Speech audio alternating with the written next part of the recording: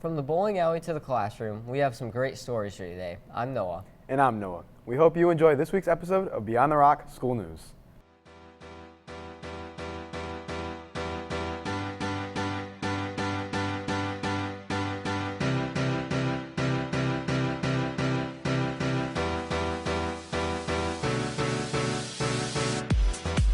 Good to be back.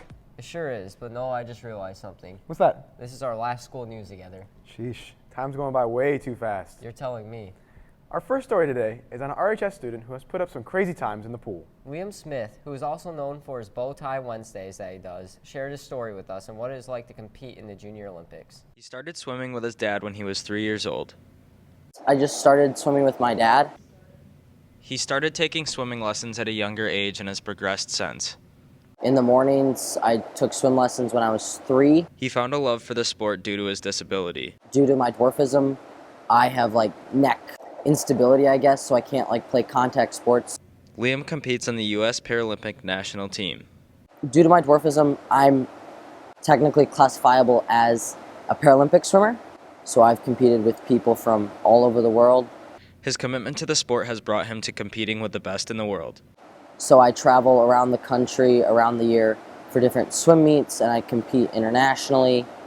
There are challenges that push Liam to his limits. The biggest struggle for me as a swimmer was kind of adapting and challenging. But he has not let those obstacles get him down. It's just kind of not looking at a set and saying, why is this? It's like trying to think of where it's going to put me in the future. One of the biggest motivators is with Paralympic swimming is seeing what other disabilities people have and really seeing mine. It's really not a disability, as we Paralympic people try to see it not as a disability, but a different challenge for us. He cannot wait to see where his future will bring him. It will hopefully just keep going from here, and hopefully Tokyo 2020 or Paris in 2024 for the Paralympic Games. This has been Matt Copping, signing off. That's awesome. I could never imagine going to the Junior Olympics. That's just crazy. You're not telling me anything, Noah. Around RHS, there are always cool activities to find. From clubs to sports to DHK nights, there are tons of activities to explore. One group of students, however, decided to take it to the lanes. We sent a crew down to check out exactly what they were up to. Bowling. An activity most people would think of as ordinary, but for the special education program of Rockford, it means so much more. So they've been doing bowling, as far as I know, for a couple of years. I've only been here 2 years, so when I came in, they were started doing it. But we usually do it 6 to 8 weeks for bowling in the springtime.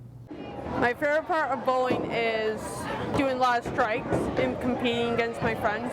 I like to bowl with all my friends. My favorite part about bowling is bowling with my friends. I just like that everyone's able to do it. It doesn't matter anyone's level. Anyone can go bowl, which is awesome, and the kids just have an absolute riot with it. Not only do they have fun, but the students benefit from it in many ways. Because it reduces stress, income is competitive. They benefit from just being physical, doing some physical activity, and also having to do teamwork, and for them it's just a good social thing too. It's important to bowl because you can learn from your mistakes of bowling. If you don't get a strike, it's okay. The middle school goes too, and then the high school does, and a couple other programs in the area go. And then the Ritz program, where a lot of our kids go after high school, they go too. I think we would like to get some more kids to go with us next year, and we're trying to make it more of a group thing. So if anyone's interested in going bowling with us next year, we might be able to make that work. This has been Paige Johnson with Beyond the Rock, signing off. That looked like a lot of fun, Noah. We should go bowling sometime. I agree, although I don't think you'd be very good without bumpers. Oh, you should race me instead. Anyways, our last story is on a program influenced by Mr. Hayes that is all based around mentorship.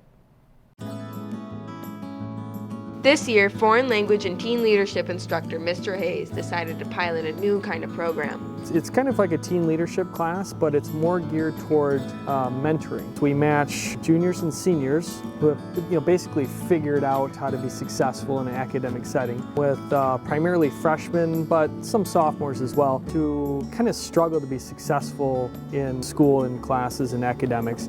Although this class was introduced second trimester, it's been one of the highlights of my year so far. Seeing students who previously had really low grades, looking at their grades now, it's like night and day. Senior Naya Banfield, one of the mentors in the class, takes her role very seriously. In the class, I work with my partner Sam, and together we work on homework, studying, maintaining organization, and sometimes we have fun. The first trimester under our belt, both mentors and mentees found both progress and meaning in a class that's all about personal and academic development. I took this class to get to know some of the underclassmen, help them, because helping people always gives a good feeling. I wanted to get to know the building better and make new friends too. I was hoping to teach other students leadership skills, organization, and maybe make a new friend out of it.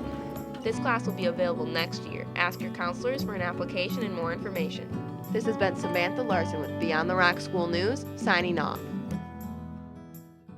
What a sweet idea for people who need to get caught up on some classes. It's great to have options like that in our school.